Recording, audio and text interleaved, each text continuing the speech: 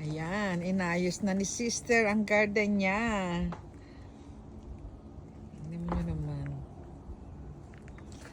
Diba ang ganda?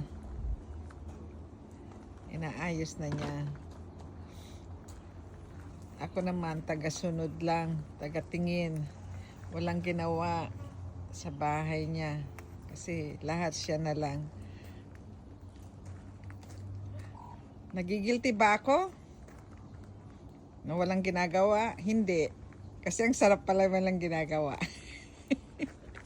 In 40 years na walang iniisip kundi magtrabaho, mag-alaga ng pamilya, isipin ang buhay ng pamilya sa Pilipinas. Ngayon, I think it's about time for me to enjoy my life.